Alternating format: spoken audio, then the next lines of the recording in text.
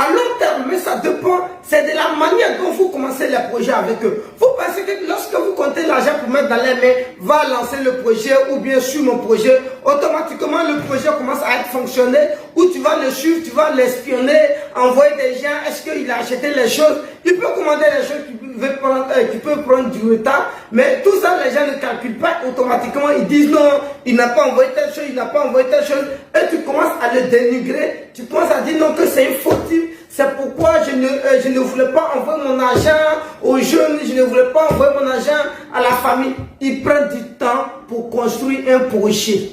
Ils prennent du temps pour construire un projet. Donc quand vous leur donnez votre argent d'investir là, de chercher un projet ou bien de miser dans le milieu de l'élevage et puis de suivre le projet, laissez-les tranquilles.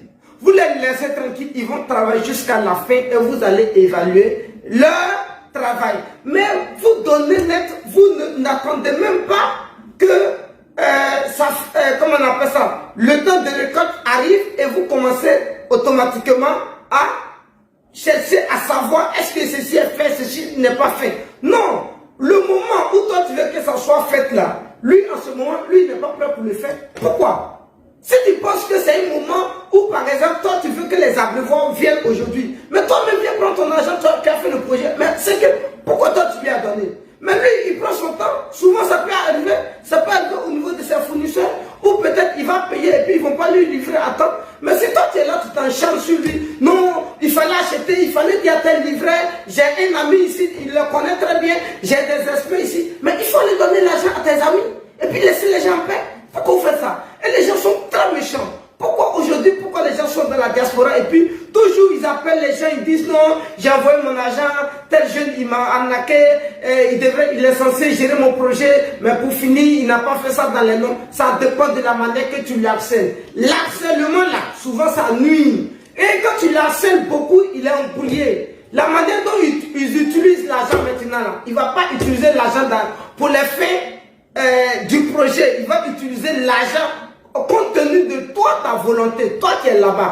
toi tu penses que tu connais tout là. Et quand ils utilisent l'argent selon ce que tu lui dis, il n'a pas de résultat. Donc quand vous leur donnez votre argent, laissez-les un peu travailler.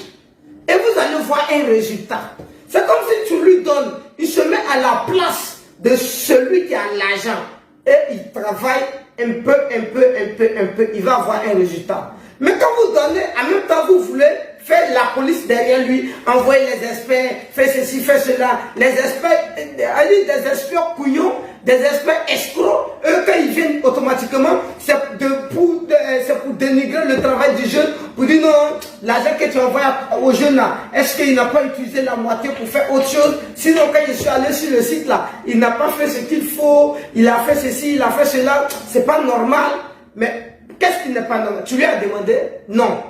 Qu'est-ce qui prouve qu'il n'a pas acheté certaines choses qui ne sont pas encore arrivées sur le chantier? Non, tu n'as pas vérifié tout ça là et tu t'en fais un compte rendu maintenant au propriétaire, à celui qui a envoyé l'argent. Où est le bien? Et maintenant vous pensez que le jeune il est fautif. Où est le bien? Et vous refusez maintenant de le soutenir financièrement pour qu'il avance dans le projet. Demain quand le projet tombe, c'est pour dire non qu'il est fautif. Il n'est pas fautif, ça dépend de vous. Mais lorsque tu es encore à l'étranger, que tu envoies ton argent à une personne pour faire ton projet là, arrête de contacter à gauche, à droite les gens là, parce que les gens sont en concurrence. Quand tu mets ton argent dans une structure, pour que la structure te suive, sur le plan de la gestion, il peut arriver que tu es deuxième sur la liste. Donc ils vont commencer les travaux, mais les travaux ne peuvent pas être accélérés de manière dont tu le veux. Vous voyez un peu? Et lorsque tu fais appel à une autre structure, et ils viennent, ça veut dire, à l'absence de l'autre structure, ils viennent comme des espions et ils vérifient ce qui est là. Quelle que soit la qualité de tout ce qui serait sur le chantier, ils vont te dire que ce n'est pas de la qualité. Qu'est-ce qu'ils cherchent? Eux, ils cherchent à prendre le marché. Ils viennent dénigrer la société pour dire non, ils ne sont pas crédibles, ils ne sont pas cela, ils font ceci, ils font cela. Donc, il faut leur arracher le projet pour nous donner. Quand vous faites comme ça, vous perdez. Vous perdez énormément. Vous pensez que ça fait aller où?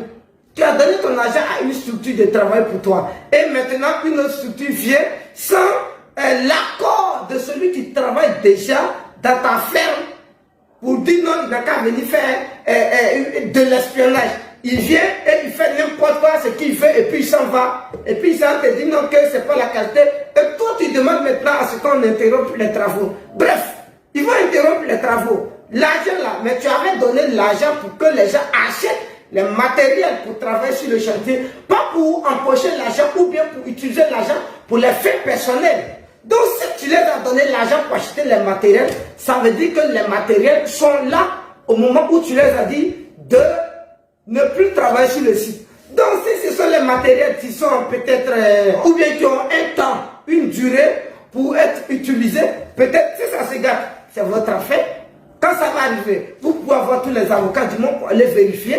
Voilà. Mais si lui, il a déjà fait ses briques, que ces briques sont dans un endroit où il est incapable d'envoyer ça sur le site parce que tu lui as dit de ne pas travailler, que les briques se cassent, tu penses que c'est au risque et péril, c'est à tes charges. Tu penses que ça devient aux charges de qui? C'est ce que vous faites et puis les jeunes n'avancent pas. Les jeunes sont obligés aujourd'hui de prendre les bateaux pour aller se tuer en mer. Ils ont peur de lancer des projets. Ils ont peur de surprojeter des gens. Ils ont peur que les vrais parents même les envoient de l'argent pour travailler pour eux. Parce que quand tu vas envoyer l'argent pour qu'ils travaillent pour toi, après là, c'est pour le prendre comme fautif.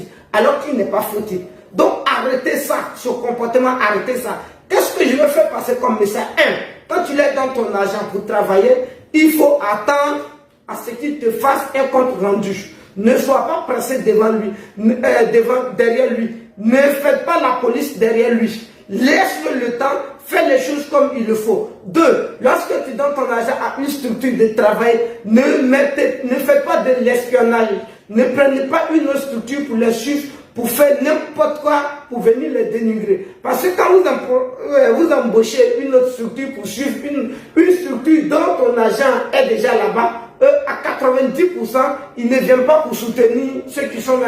Ils viennent pour les vilipender, pour prendre le marché. Voilà, par exemple, je vous ai dit, une femme était la fois dernière à Gonza. Quand j'étais parti, elle était prête à arracher le marché dans la main de quelqu'un pour nous donner. Mais quand on est parti, parce que les gens ont dit non, que ceci, cela, quand je suis parti, j'ai vu, j'ai dit non, le travail, il est bien fait.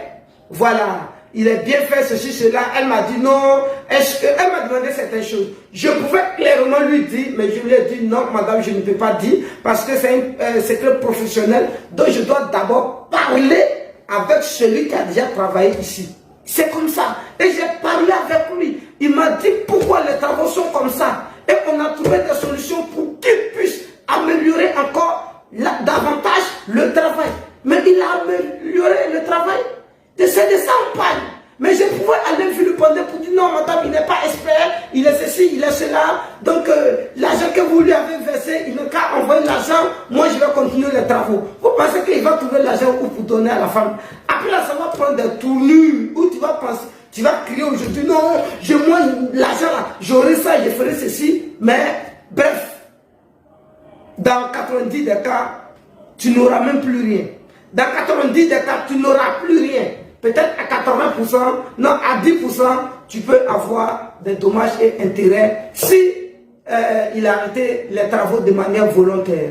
Donc, faites très attention sur le plan de l'investissement. Si tu penses qu'il est nécessaire d'investir pour faire la police derrière les gens, il faut d'abord contacter même la police même pour leur dire que je vais envoyer l'argent aux gens pour travailler. Et puis la personne aussi doit être au courant aussi. Là, il saurait comment travailler.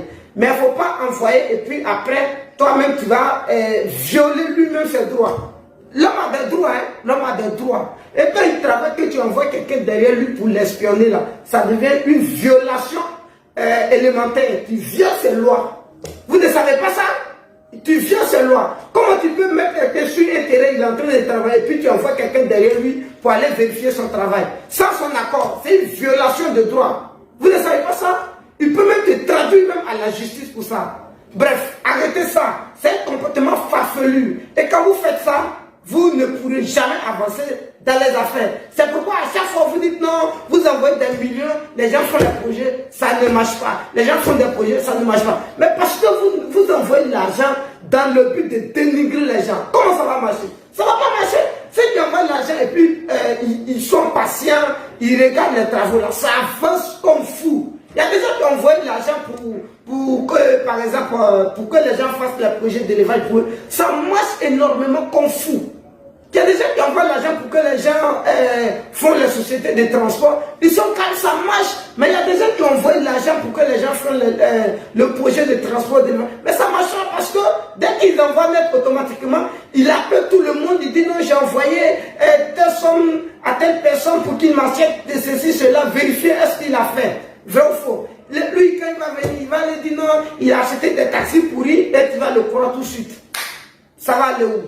L'affaire ne va pas aboutir. Donc arrêtez ce comportement farfelu. C'est un comportement notoire que je vous dis ici, c'est un comportement notoire. Et lorsque tu n'arrêtes pas ce comportement notoire, tu ne peux pas avancer dans la société. Tu vas envoyer des millions, des milliards pour que les gens travaillent pour toi, mais tu n'auras pas un franc comme revenu. C'est moi qui te parle.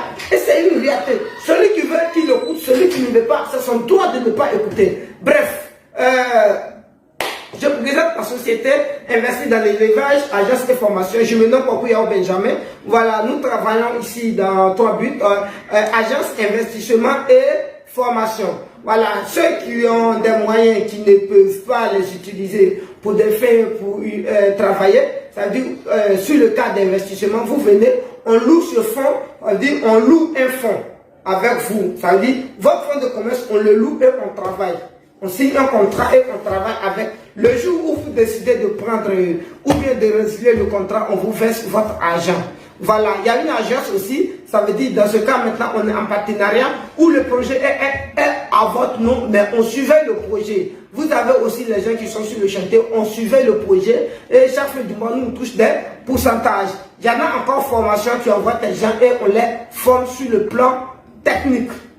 On est d'accord? Voilà. Et c'est comme ça qu'on marche. Ici, c'est la crédibilité, la sincérité. Mais quand tu t'attaques à notre agence, il faut te dire que tu as des problèmes aussi. On ne s'attaque pas à nous. Tu viens avec la crédibilité. Tel que je dis, ne donnez pas l'argent aux gens et puis pensez que vous allez nous espionner, faire ceci, faire cela. Si tu veux espionner les gens, il faut aller chercher Poutine, Vladimir Poutine. C'est le meilleur espion du monde. Sinon, les autres ne sont même pas des espions.